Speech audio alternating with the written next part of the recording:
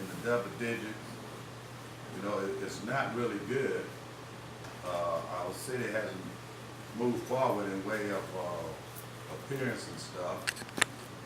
So I kind of looked at the article and I read the article and kind of looking at it from a standpoint of having inside knowledge when reading it by having the experience of sitting on council and knowing what council can and can't do. And I looked at the article and I started reading it, and it said it was a good year. And I wanted to find out what was so good for our prospective readers.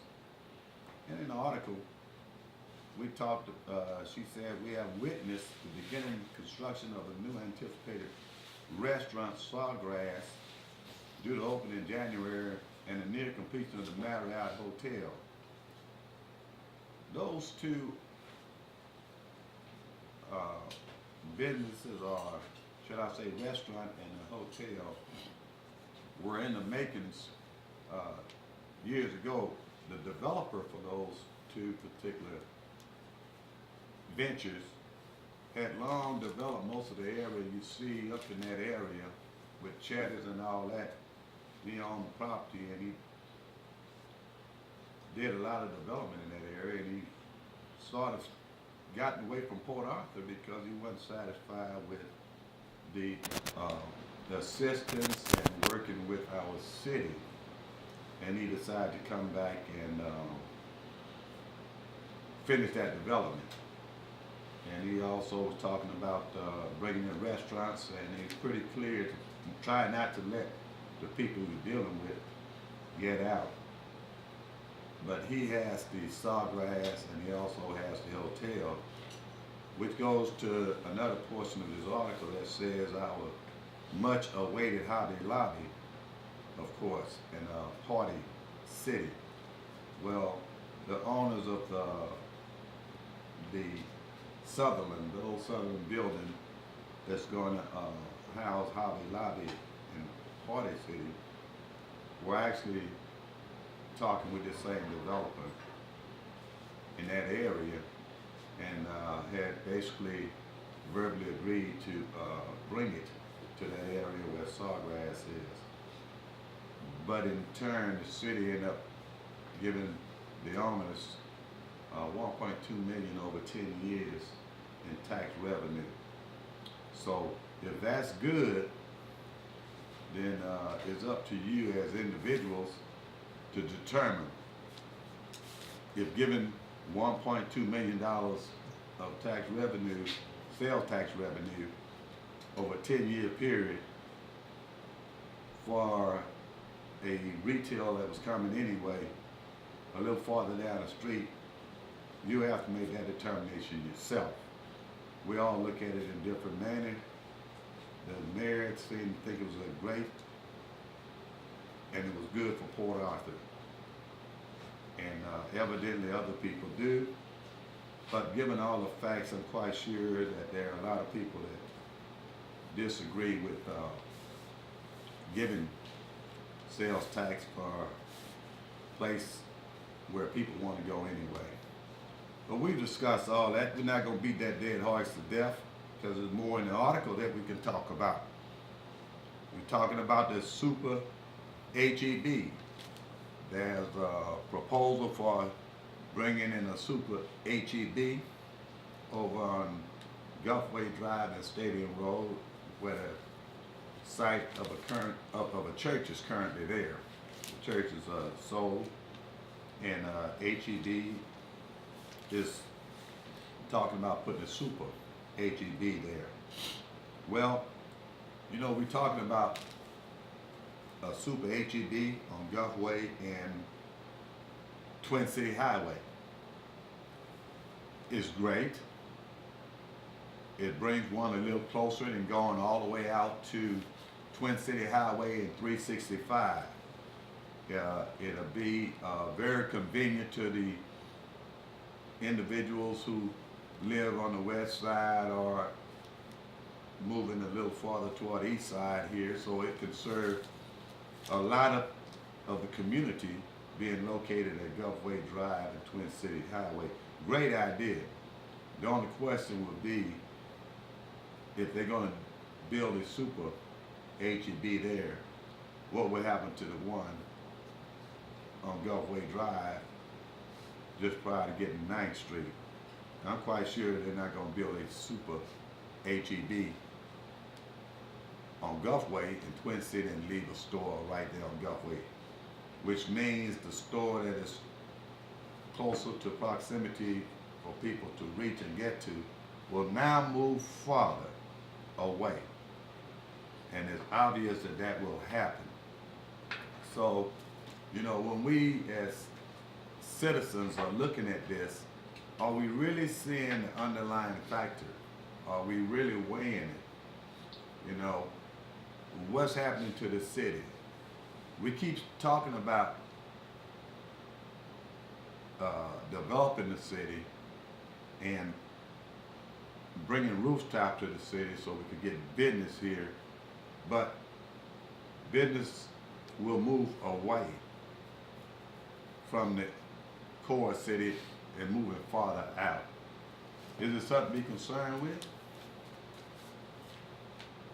I think all citizens who live in this area should be very concerned with it. I think it's time that citizens start paying very close attention to what is happening here in our city, because everything that happens, citizens has the right to provide input. It's just that a lot of citizens choose not to provide the input. A lot of citizens feel that there's nothing we can do about it. What citizens need to understand is the people who make the decisions are the people that you place in office. And those people that you place in offices are the people that you should hold accountable to their vote. Because if their vote is in the best interest of the individuals who elected them, a lot of decisions that are made within the city will be made in your best interest. And we will get to examples of what is in the best interest of citizens a little later on in the show. Also in the article, the mayor points out the fact that there will be more than 400 recovery homes built before December 31st. And hundreds of abandoned structures will be demolished. If we get over 400 recovery homes, I hope that we as a city and the city staff ensure that the contractors of those homes are building them and they are going by our code and ordinance, especially for individuals who, once they get these homes, start having problems such as sewerage, foundation, or wiring. You know, we need to make sure that when these contractors build these homes for our citizens, we need to ensure that they meet the code. They follow our codes, because our codes are there to ensure that construction of buildings and structures are done properly, so that there won't be any problems and concerns about it. Also in the article, it talks about the Port Arthur Housing Authority and building a senior citizen facility on a former Edison property. Said this facility will provide affordable housing and state-of-the-art amenities for our seniors from across the city. What the citizens here in Port Arthur should understand,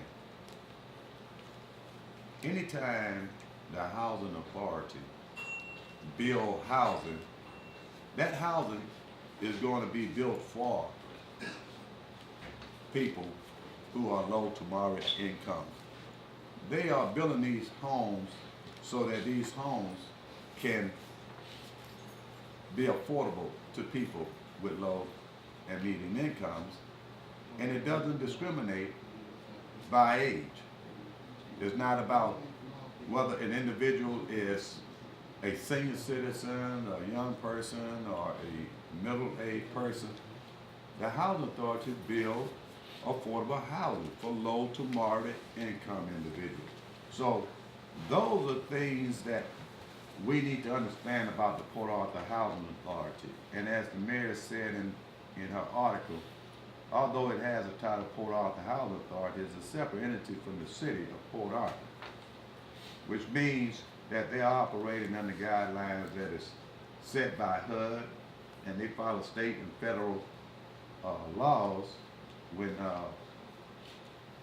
providing safe and affordable housing for people. Now, we need to understand that providing housing and affordable housing is the responsibility of the Port Arthur Housing Authority. And true enough, it provides an opportunity for our citizens here in the city of Port Arthur to have affordable housing. But because it's a housing authority, not for the city of Port Arthur, they cannot discriminate among people who are qualified for that housing. So the people that get those apartments or the housing are not all Port Arthur residents. They're from other cities and they're from other states. So to say that what the Port Arthur Housing Authority does is for people in Port Arthur is a misleading statement. They're doing it for people who need housing that are low to moderate income. They have a waiting list. With all of the public housing we have here in the city of Port Arthur, if it was only providing for the citizens of Port Arthur, we could probably tear down 2 or 3 of these housing projects and still have enough housing for our citizens here in the city of Port Arthur. And when we talk about senior citizens, we need to really understand senior citizens. And you do that by talking to senior citizens. Most senior citizens, when they leave their home only for one reason. That is because their health won't allow them to stay within the house and maintain the homes and also help themselves because they have no other person or they don't have other people to help them. But most of your senior citizens live in homes that are paid for, and they can probably go to public housing and have people to assist them, but the problem there is that they will have to forego their Social Security check and their income. And most of your senior citizens are not going to give their money up to leave their homes if their homes are livable. And most of them live in their homes. Or if their health are bad, they're living with family members. So to build this up and put it all in the back and use that term senior citizen, I think it's sometimes is being used loosely. I don't think they're really understanding what it actually entails. So once again, it's up to you as readers to understand what is being said, but at the same time, do not be misled. Make sure that you understand all the ins and outs. The last portion of the article, it talks about the industrial agreements, industrial district agreement, IDAs. That's the agreements with the refineries that were up for their contract to be renewed. In that article, the mayor thanks our city attorney and finance director and assistant city manager in the article. It's sort of ironic to read that because it gives the impression that these individuals were the ones that negotiated the contracts. But it should be known by citizens that council set the parameters for which they wanted the agreements. And those individuals brought it to the industries, and whatever the industry said, it came back to council, and council decided whether they accept or reject. So that process there, you know, I will go a step further to thank the council for getting those contracts done and getting them done before they expire, and also for putting in some type of leverage to ensure that we get jobs out of these contracts. And that I feel we'd have to take a look at and see how it works out. But the contracts are definitely better than they have been in the past, because once again, they put emphasis on jobs, and not only did they put emphasis on jobs, but they made sure that everybody comes in under the same umbrella, so no one can say that we like this company more than that company, or we're giving this company a break and not giving them a break. With that in mind, I'll let everybody know you're listening to the Breeze Radio, KSHP 96.9 on the FM. And if you feel like you would like to comment on any of the articles that we'll be discussing today, or anything related to the topics, please feel free to call us at area code 409-982-0247. With that, we're going to take a 2-minute break, and we'll be back. Radio dial. Former Councilman Harold Doucet here hosting It's Your City. And if you feel like calling in, once again, the number is area code 409-982-0247. And we're talking about what's in the news this morning. And we were talking about the article yesterday in the paper by our Mayor Dolores Prince, in which she was saying that 2013 was good for Port Arthur, in which she discussed some things that she felt was good for our city during that period of time, and also the fact that more awaits in the new year. That I definitely can attest to, and I feel that the city will do better in 2014, with no doubt, and I agree 100% with our mayor on that, for the simple reason that we have identified issues, and I think council is taking steps to address those. So I do look for 2014 to be better. The crystal ball says it's going to be better.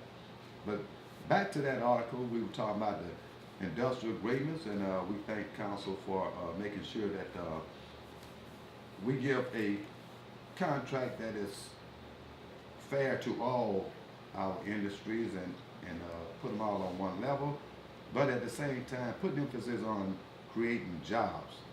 And for the year 2013, the mayor gave thanks to Motiva and Valero Industries. Motiva for building the community center on the west side, and Valero for their part in building the clinic on the west side, right across from the community center. And we here at the Breeze also want to thank those two industries for contributing to our community to make it better. She also mentioned the fact that the Housing Authority wants to vacate and dismantle Carver Terrace.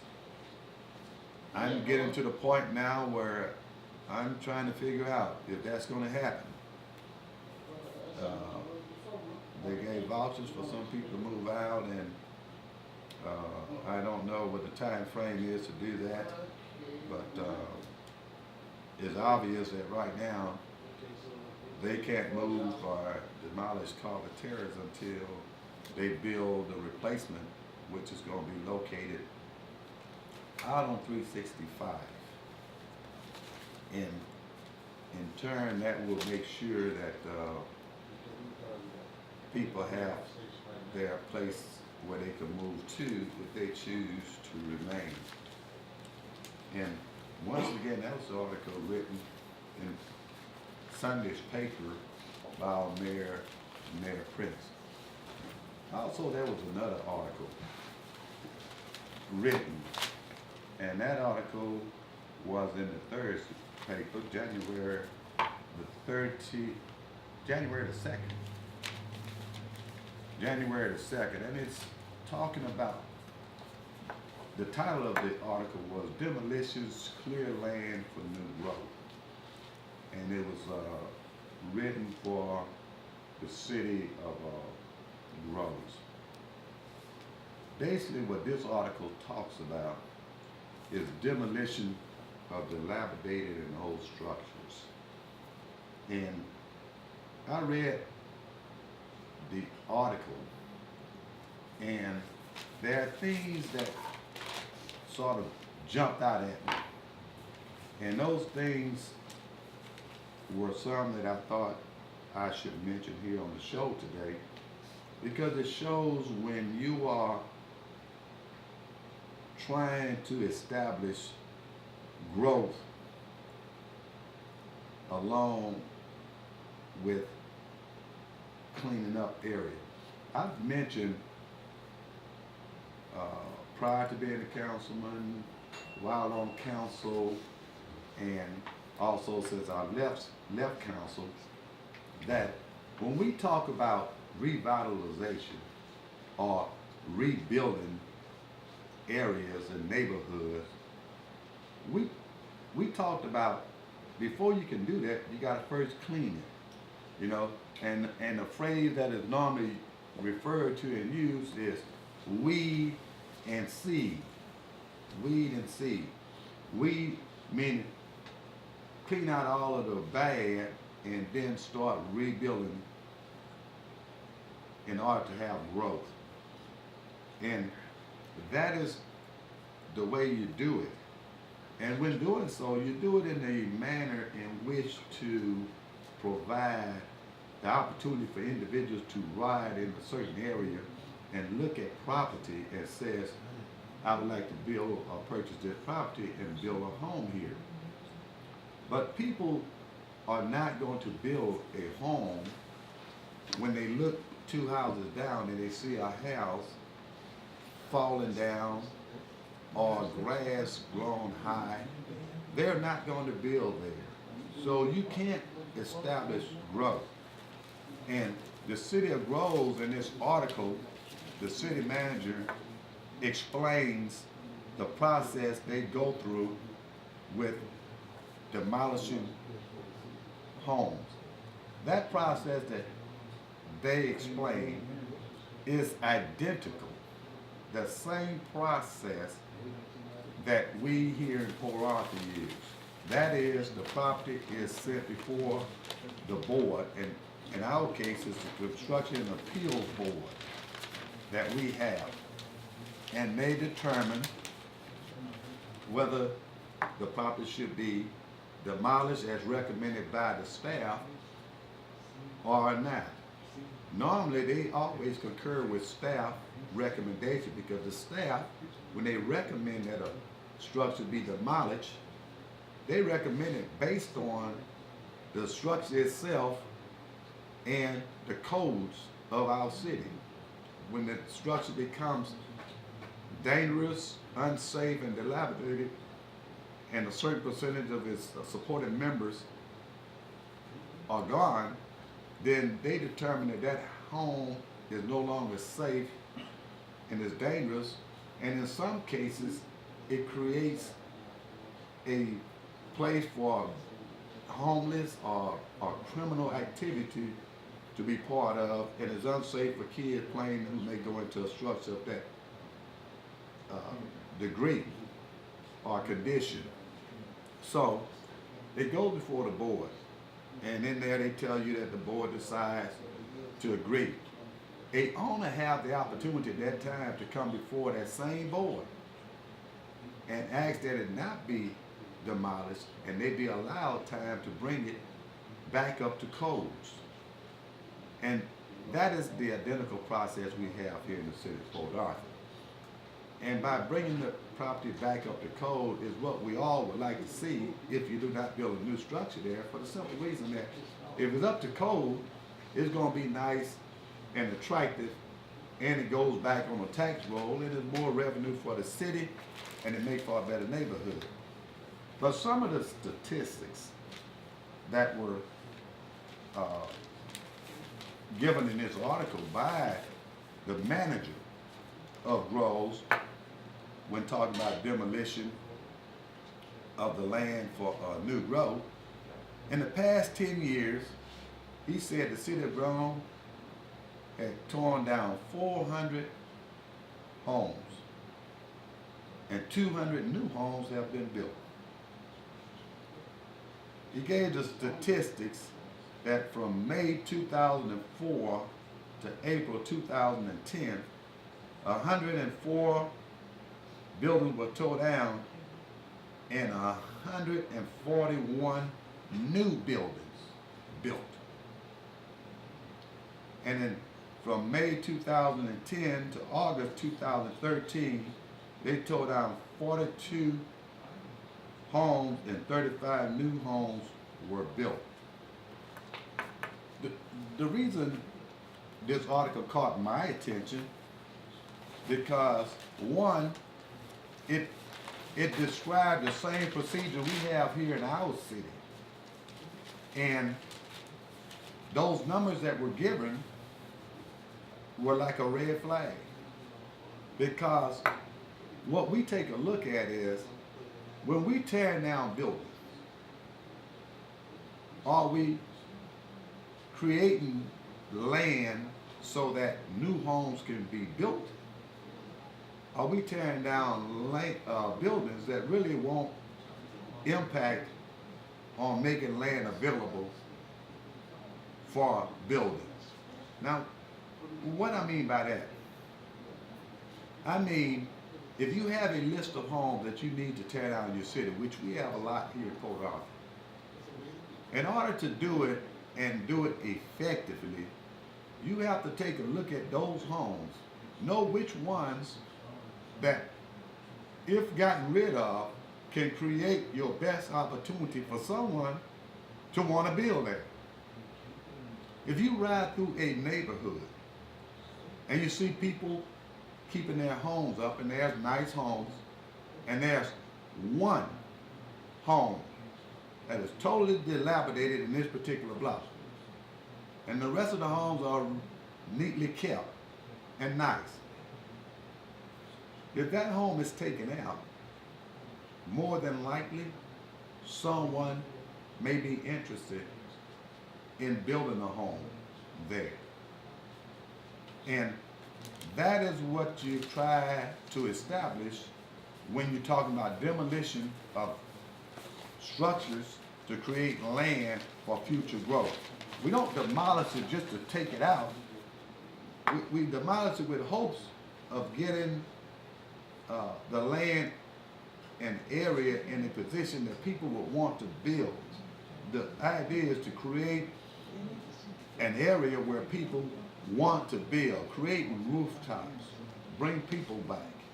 That is what we have to do. And in that article, what he says is, tearing down the dangerous and dilapidated structures helps the neighborhood as a whole and protects the peace and dignity of the neighborhood.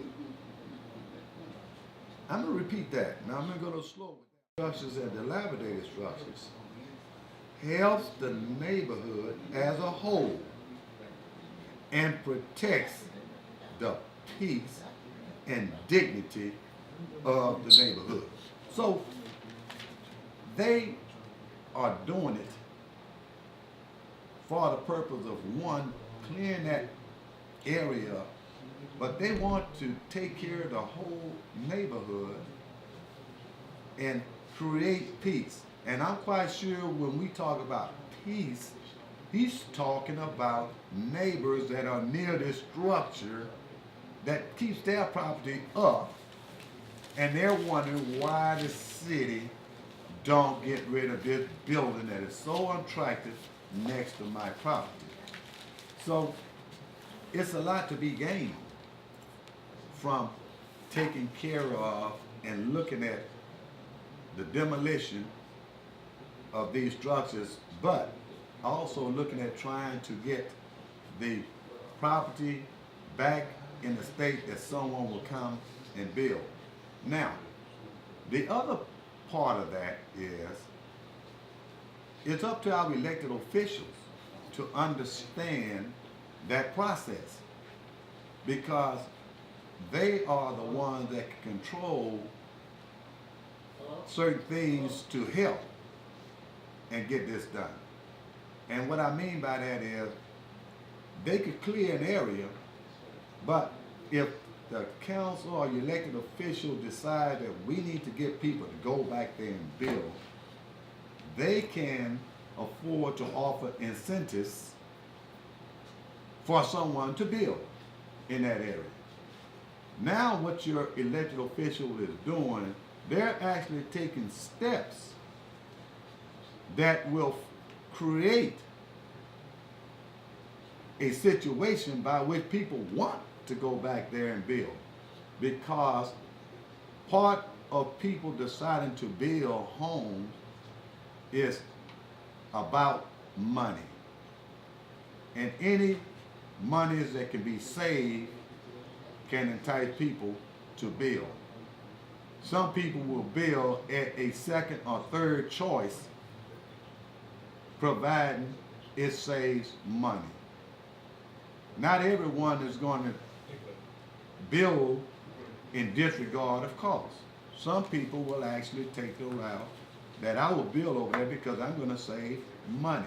So that's where your elected official comes in with understanding how to get an area to get developed again. Which leads us back to our first article we talked about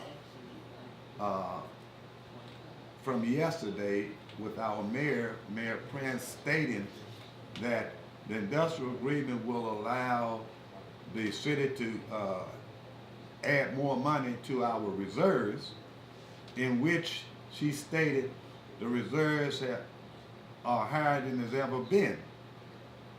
Well, in order for citizens to understand what is being said, you have to understand what is required. When the city talks about reserves, the state dictates that each city should keep X amount of dollars in reserves. And that's normally based on certain departments you need 60 days of operating expense. Some department requires 90 days. And when I was a councilman, when finding out what is required, I couldn't get the exact amount given because I don't think anyone really calculated it or keep it updated. So based on what was told, I figured $15 million was more than what required to have in your reserves to cover the requirement in case of a disaster or an emergency. 15 million. The current reserves in the city, I know, is probably more than $30 million. So you got almost twice as much as you need in your reserves. The purpose of reserves is in case of disaster or emergency. Reserves are not to build up so that you can generate revenue from reserves. Getting more money from the industrial agreements to put in reserves, you ask yourself, with the extra money, should it go into the reserves or should it go into fixing these streets? Should it go into the reserves or should it go to replacing these water lines that is causing a loss with the water utilities in the millions every year? So what is better, putting in the reserves or replacing sewage lines that need to be replaced? Putting it in the reserves, that we already have more money in the reserve than is required, or providing a service to our citizens. You have to understand the process to understand where the city needs to go and what our elected officials should be doing. What should be priorities for our elected officials? I know when I campaigned for council, I said the priorities for me was replacing outdated infrastructure. That is the sewage and the water and the streets. Now, I know if you go back and check council meetings while I was on council, you'll find at various times I keep talking about getting a bond or finding money, doing something that can make a significant impact to make improvements in these three areas. And we have not done it. So why are we having so much money in our reserves and we have these needs? Why is the city of Port Arthur considered to have a good year when we have not made any improvements or strides in reducing the number of streets? Or we still have water utilities lost from these lines that we don't replace, and still have problems going back with sewage. So we need to define what it is we should be doing as elected officials. See, people get confused with their responsibility for being elected. It's so ironic. Everybody wants to campaign for an office, and everybody gonna tell you what needs to be done. Because they know as citizens, they hear what people talk about and complain about. So when they develop a platform, that's the first thing they want out. We gonna get streets fixed. We gonna get sewage lines done. We gonna get water lines done. So ironic that things are printed, or words are said, and they're given to our citizens because citizens don't know the whole situation. But what we're going to do here with this your city during this election time, you're going to find out that we will make sure that you get all the information on what's happening, all the information on prospective candidates, and we're going to talk about those who are incumbent. And the information you want to give is going to be truthful. It's going to be factual. We will not engage in what people call dirty politics or slander or trying to get people not to vote for somebody. But what we want to do is make sure that you understand everything about the candidate and what the candidate does, don't do, as opposed to fighting for you in the city of Port Arthur. And the last article we're going to talk about here is an article that was placed in the newspaper, once again, Sunday. And this one was centered around Councilman Lewis. It says in this article, the headline reads, Councilman wants more transparency. If you listen to that word, transparency, you'll find for the last 3 years, you're only going to hear, or you only heard it from probably about 3 council members talking about making it more transparent.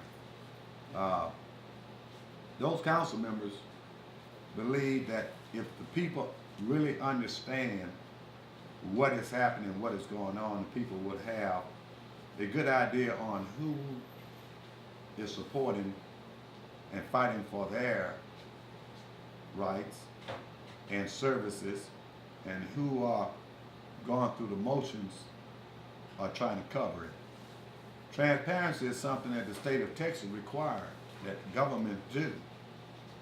That's why the state of Texas created the Open Meeting Act, because they feel that government should operate in a fashion that it is transparent to the people and the people understands.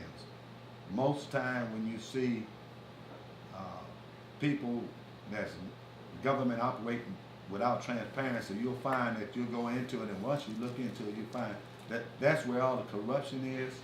That's where things are being done. And the citizens in turn will say, golly, I didn't even know that. Well, we're going to try to make sure you understand a lot of information. But in reference to this article, simply what the article states is that the Councilman Lewis, will ask that council rescind an ordinance they passed in August that provides that any council members requesting a report from the staff or something, that it be given in writing and placed on the internet. And in the article, simply he says not everybody going to be looking at the internet for information that they're requesting, which is in the benefit or pertaining to citizens and the city. So therefore, he's going to request that council rescind that ordinance. As a former council member, I don't see why any council will ever pass an ordinance of that nature. From the article, it states that it was passed to shorten meetings. Well, the first question one should ask oneself, when that council meets to conduct business for the city, you should not be looking at time. Some meetings, the business may take longer, some may not take as long. But to come there and say the meeting has gone too long lets one know that your interest is not taking care of business for the city, but more so of getting out early. So that is not the right. The other thing that I find very ironic that that ordinance was passed, and trust me, if I was on council, I'll probably challenge it, is the fact that a council member is elected by citizens. Citizens. So he's elected by citizens to be the voice for the citizens. Therefore, the only person that can restrict him and remove him are those citizens. For the council to get together, because we have a majority, and pass an ordinance that restricts a council member from requiring a report to be brought before the council in the public so the citizens can hear, is a way of eliminating transparency.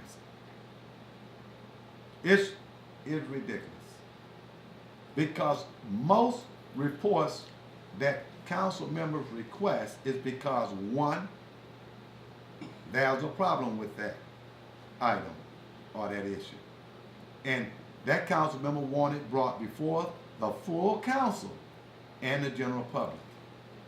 And when you don't want it to come before that council and that general public, you are violating the Open Meeting Act, because the Open Meeting Act says that only thing that will be discussed in private will be in an executive session, and they have the different laws to cover what can be discussed. All else must be discussed in public. In public. It doesn't state that because the meeting go too long, you got to find an alternate way of discussing it. It states it must be in public.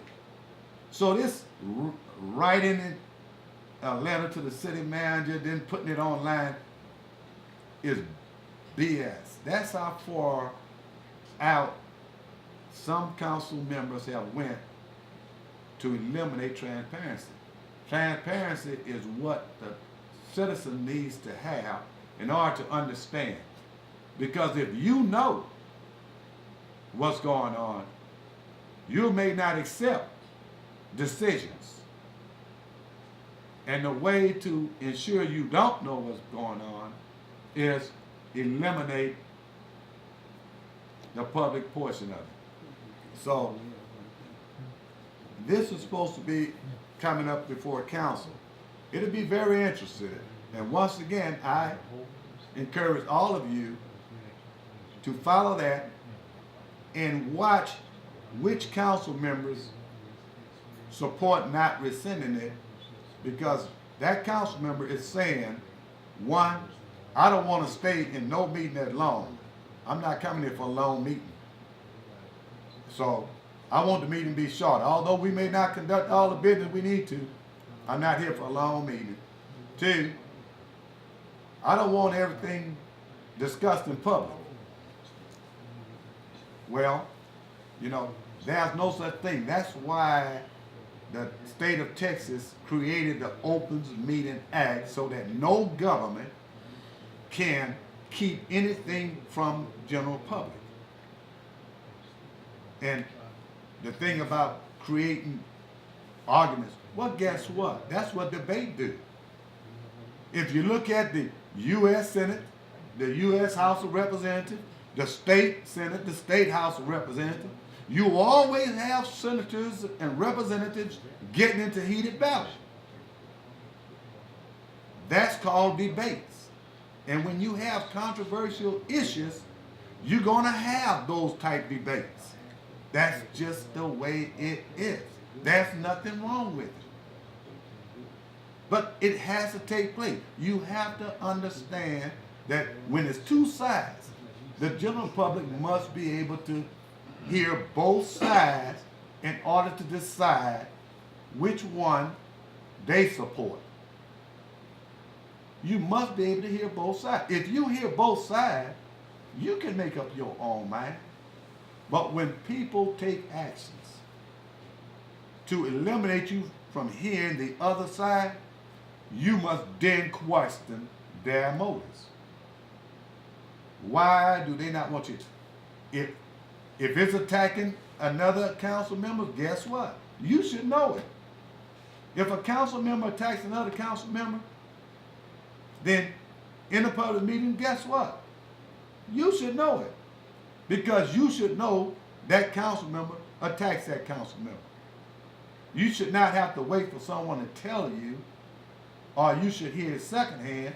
You should be able to witness for yourself so that you can come to your conclusion on who you feel is inappropriate. Because it's like watching a football game or a basketball game. For some reason, they always penalize the player that they catch. It's not necessarily the player that initiated, but they always catch the player that they see. And they penalize that player. But when you go back and show it again, it shows the other person was the one that was wrong, and that other person initiated it. Mm-hmm. Now, although the referee threw a flag on that one that they saw, everybody else now conclude the referee was wrong because he missed the other part that you saw. That's why it's important that you conduct open meetings. Is wrong, or the person they say is attacking, you may find out that the person is not attacking but defending because they were attacked. And with that, we're going to say, you have been listening to It's Your City with former Councilmember Harold Doucet on a Breeze Radio, KSAP 96.9 FM. And we look forward to seeing you next Monday with It's Your City. Have a good week. You have been listening to the Breeze Radio, and as was stated, your very former city council